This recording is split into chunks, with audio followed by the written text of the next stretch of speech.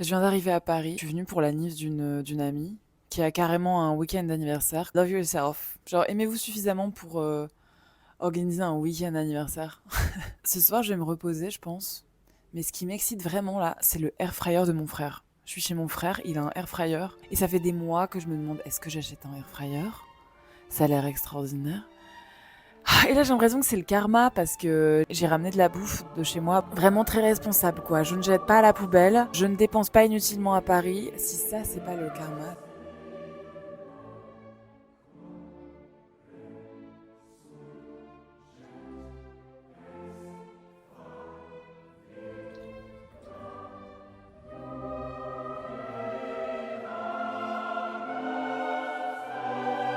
J'ai vu le truc qui brûlait. J'étais en mode bon d'accord ça brûle et je savais pas ce qu'il fallait faire. J'avais peur qu'il y ait des restes d'huile et quand il y a de l'huile qui brûle on peut pas mettre d'eau dedans. Et je me suis douté que ça s'arrêterait tout seul. Du coup j'ai rien fait. Je pensais que je protégeais l'intérieur en mettant du papier. Je protégeais de la saleté et tout. Et en fait...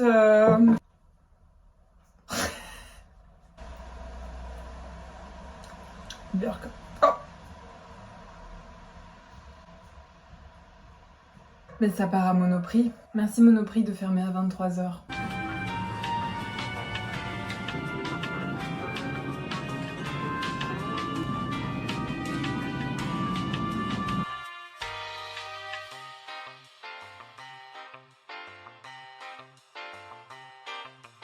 Girl dinner. Avec quoi je vais le faire? Avec rien. Un paquet de chips, je connais pas du tout la marque, mais ça vient de Picardie. Dunkerque-Picardie, c'est presque le même combat. Et enfin, une pêche quand même, pour être un peu healthy, pour être en bonne santé. Mes gnocchis sont en train de cuire. Je sais que le monde entier dit gnocchi, mais dans ma maison en fait on dit gnocchi, donc je vais continuer à dire gnocchi toute ma vie. C'est seulement 3 minutes, mais j'ai quand même le temps de scroller. Il faut pas perdre le temps précieux qu'on a à ne pas scroller. C'est-à-dire qu'on a tellement peu de temps sur Terre que chaque minute à laquelle on peut scroller, franchement, il faut scroller. Et bien sûr, je suis tombée sur qui? Je suis tombée sur Nara Smith. Ça m'a fait sentir assez mal. J'avoue que je me suis sentie assez mal quand j'ai vu sa vie parfaite, avec sa cuisine parfaite, dans ses beaux outfits là, et avec son mari parfait derrière.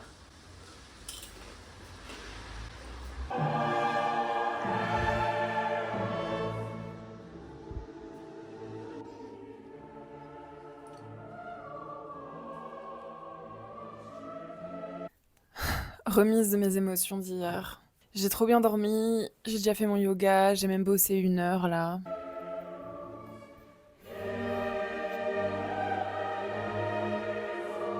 Je suis en train de me dire que je pourrais profiter d'être à Paris pour manger un vrai truc bon. Quand on était à l'école, on nous apprenait que la cuisine française, il n'y avait pas mieux, quoi. Et que Paris, c'était la capitale de la nourriture. Propaganda I'm not falling for anymore. Genre, oui, bien sûr qu'il y a des trucs extraordinaires à manger à Paris, mais je pense qu'il y a des choses tout aussi extraordinaires à manger dans d'autres villes, dans d'autres capitales. Mais enfin bon, il n'y a aucun doute non plus que la nourriture ici est meilleure qu'à Bruxelles et qu'il faut que j'en profite un peu. Je sais pas quand, ni où. Et même ça me stresse un petit peu. Paris me stresse. Pas dans le sens où il y a trop de monde, c'est trop grand, les gens sont impolis, les métros sont bondés. Ça, je m'en fiche un peu. Il y a des villes dans lesquelles je m'acclimate très bien malgré le monde. LA, hello, LA!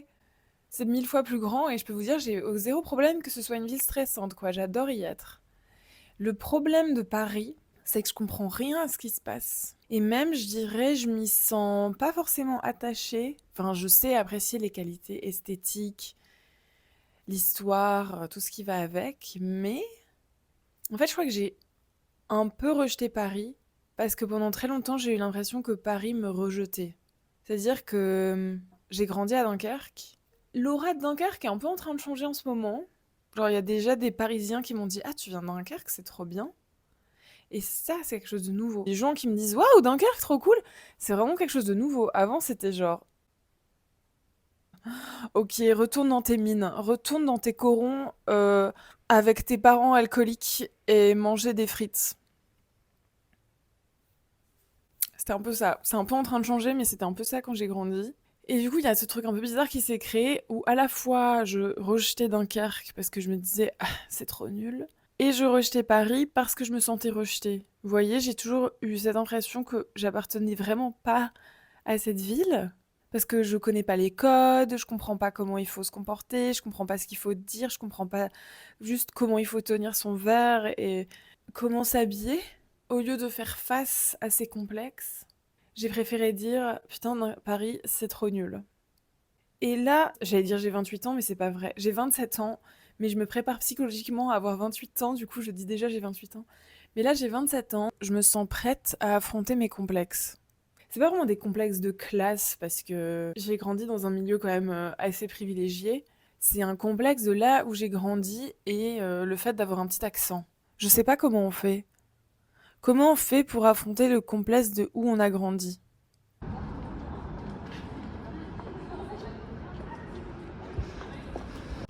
Vous voyez ces filles-là, elles m'effraient. En fait, il y a pas mal de looks qui m'effraient, je vais vous montrer de quoi je parle. Et c'est des looks que j'identifierais comme des looks de parisienne. Je sais pas si j'ai raison parce que je suis pas historienne de la mode géographique, mais moi c'est un truc que j'identifie comme un look de parisienne. Ces looks me font sentir vraiment toute petite. Je me sens tout de suite exclue du truc, quoi. Et pourtant, il n'y a pas de problème fondamental avec mes fringues à moi. Là, quand j'étais toute seule à l'appart et que je regardais mon outfit dans le miroir, j'étais très contente. Faisons une analyse de mon outfit pour vous expliquer pourquoi il est pas mal. Les boots déjà, elles sont trop bien. Elles sont méga crades, mais elles sont méga crades parce qu'elles ont du vécu. Je les ai achetées il y a 3 ans à Berlin. Et moi, j'adore les habits qui me suivent depuis longtemps et qui ont une histoire. Ça me fait sentir grave en sécurité. Et en plus, si elles ont 3 ans et qu'elles tiennent toujours le coup, quand même méga quali. Et je sais pas comment je vais faire pour vivre sans quand elles vont me lâcher. Le jean, il est grave normal. C'est un jean normal. C'est un jean, quoi. C'est un jean taille haute, droit, neutre, et en même temps qui me flatte un peu. Et le t-shirt. Le t-shirt, c'est juste un t-shirt Uniqlo. Et pourtant, lui aussi me flatte. En fait, je pense que je suis très belle dans la combinaison de ce t-shirt et de ce jean. Je trouve que c'est un look méga efficace. C'est un look méga efficace. Je mets un t-shirt, je mets un jean, je mets mes boots de tous les jours et hop, je suis belle. Genre, faites-moi changer mon avis sur le fait que c'est un outfit efficace, c'est un bon outfit. Après, j'irai pas au travail avec cet outfit, mais il est très approprié à juste se balader dans la rue et se sentir cute et être en week-end et voir ses potes, machin bidule. C'est quand même bizarre que je sois dans cet outfit qui me va bien et que quand je vois des meufs qui s'habillent comme ça, je me sens waouh, j'ai rien compris. Genre, je me sens vraiment en mode waouh, j'ai rien compris, je fais les choses mal. En plus, mais ça m'irait pas dans le sens où c'est pas moi. C'est tellement loin de moi que si je commençais à m'habiller comme ça, ce serait une sorte de déguisement. Je crois que je ressemblerais à un clown, quoi. C'est pas des habits qui m'iraient. Donc pourquoi je me sens mal de pas les porter? Est-ce que quelqu'un a un truc, une lecture à me conseiller, un podcast à me conseiller là-dessus? Parce que tout d'un coup, j'ai envie de savoir ce qui se joue derrière ça.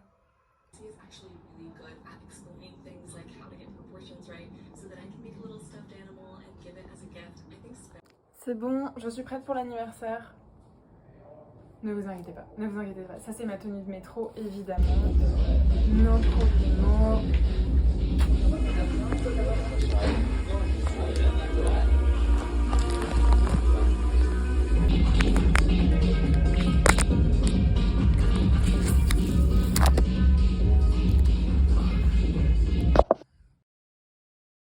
Disconnect to connect.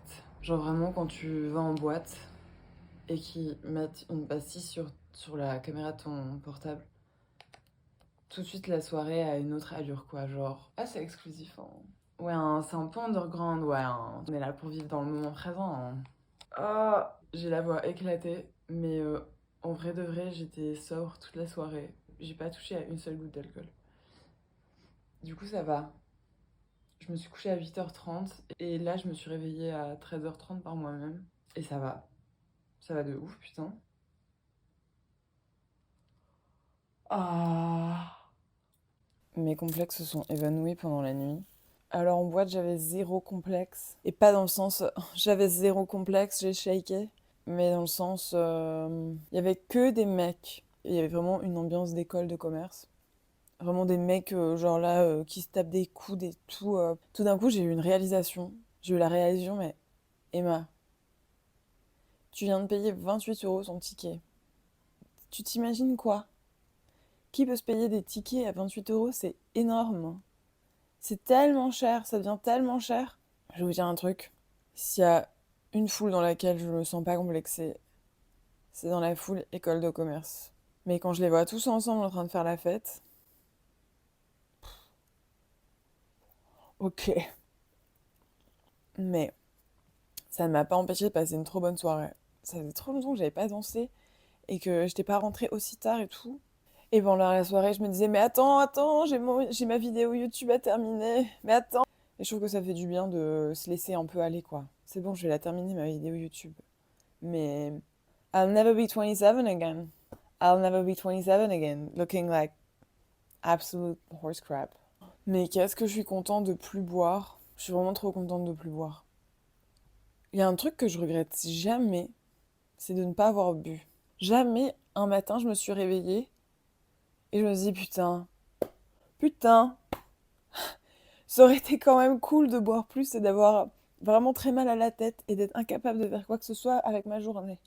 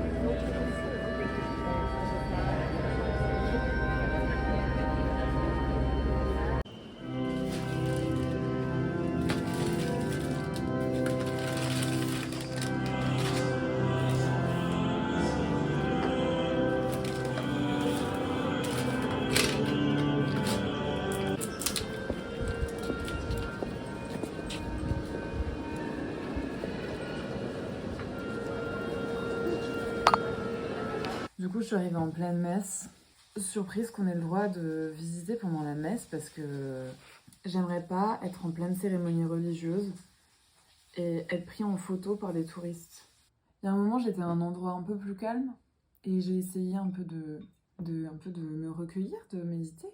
Puis à ce moment-là, il y a deux touristes qui sont passés à côté de moi en parlant de trucs hyper random. Ils auraient pu parler de leur herpès, ils auraient pas vu le problème, quoi. C'est la fin de mon week-end. J'ai encore un truc cet après-midi. Mais là, je vais rentrer chez moi avec 3 réalisations suite à ce séjour à Paris. La réalisation que je sais pas réagir quand il y a un incendie. Voilà, je suis comme ça. J'attends que ça passe. La deuxième réalisation, c'est pas une réalisation, c'est la énième confirmation qu'on peut faire la fête sans boire et que c'est hyper fun et qu'ensuite on se sent beaucoup mieux. Oui, et qu'il est temps de me débarrasser de mes complexes de j'ai grandi à Dunkerque, genre n'importe quoi. C'est quoi ce complexe? Mais avec quand même la remarque que c'est pas impossible de sortir de ça puisque selon les quartiers, je me sentais pas aussi mal. C'est que ça peut se soigner. Sur ce, il faut vraiment que j'y aille, je suis déjà en retard.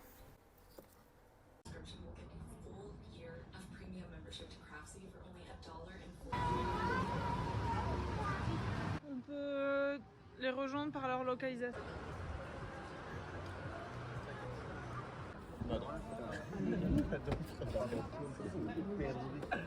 Je me sens bagarre. Non, on a